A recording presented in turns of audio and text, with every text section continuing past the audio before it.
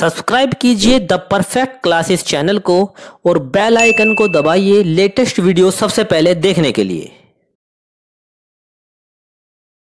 Friends, आप सभी का आपके चैनल द परफेक्ट क्लासेस में स्वागत है। शिक्षा निदेशालय राष्ट्रीय राजधानी क्षेत्र दिल्ली की वर्कशीट नंबर 23 डिस्कस कर रहे हैं बच्चों। क्लास 8 की वर्कशीट है, विषय विज्ञान है। 5 अक्टूबर 2021 की वर्कशीट है। टॉपिक है सूक्ष्म जीव। सूक्ष्म जीव बहुत छोटे जीव होते हैं। उन्हें सूक्ष्म जीव इसलिए कहा जाता है क्योंकि उन्हें देखने के लिए सूक्ष्मदर्शी की ज़रूरत होती है। हमारे आसपास अनेक प्रकार के सूक्ष्म जीव उपस्थित होते हैं। सूक्ष्म जीव 4 प्रकार के होते हैं। सूक्ष्म जीवों के प्रकार दिए हुए हैं बच्चों यहाँ पर: जीवाणु, प्रोटोजोआ, कवक और शैवाल। अब आगे पढ़ते हैं। विषाणु भी बहुत छोटे जीवों जैसे होते हैं, लेकिन वह अन्य सूक्ष्म जीवों की तरह नहीं है।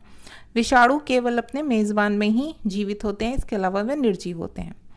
तो बच्चों, जब वो दूसरे जीव के अंदर होते हैं तभी वो जीवित होते हैं, नहीं तो वो मर जाते हैं। ठीक है, आप देखिए, ये सभी प्रकार के वातावरण में जीवित रह सकते हैं। सूक्ष्म जीवों की बात हो रही है जिसमें बर्फीली ठंडी जलवायु से लेकर गर्म झरनों और रेगिस्तान से लेकर दलदली भूमि तक शामिल है।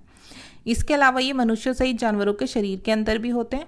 कुछ सूक्ष्म जीव अन्य जीवों पर आश्रित होते हैं, जबकि अन्य स्वतंत्र रूप से मौजूद होते हैं। तो ये बर्फीली ठंडी हवा जहाँ बर्फीली ठंडी हवा चलती है वहाँ भी रह सकते हैं सूक्ष्म जीव।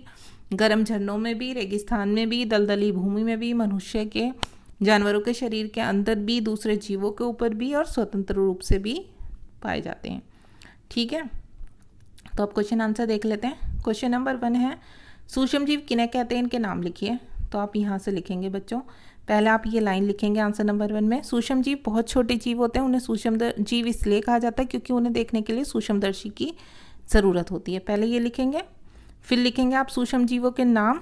तो आप लिखेंगे जीवाणु पहला पॉइंट डालकर, दूसरा डाल के लिखना प्रोटोजोआ, तीसरा लिखना डालकर कवक, चौथा लिखना शैवाल। बस हो गया आंसर नंबर 1। अब प्रश्न नंबर 2 में पूछा हुआ है, सूक्ष्म जीव हानिकारक होते हैं या उपयोगी? अपने उत्तर की पुष्टि कीजिए। तो इसमें आप आंसर लिखेंगे, कुछ सूक्ष्म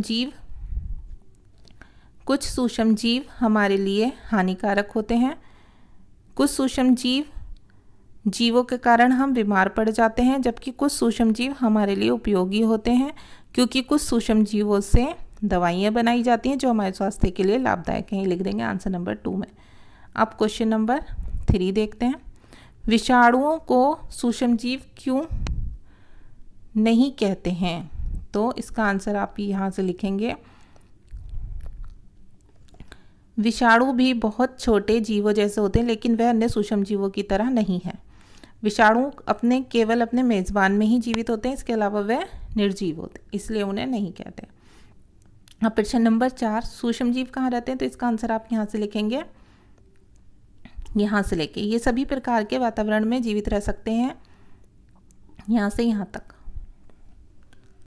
तो ये लिखेंगे बच्चों, ये सभी प्रकार के वातावरण में जीवित रह सकते हैं जिसमें बर्फीली ठंडी जलवायु से लेकर गर्म झरनों, रेगिस्तान से लेकर दलदली भूमि तक शामिल है। ये मनुष्यों सहित जानवरों के शरीर के अंदर भी पाए जाते हैं। यहाँ तक लिख लेंगे आंसर 4। तो आपकी वर्कशीट कंप्लीट हो गई।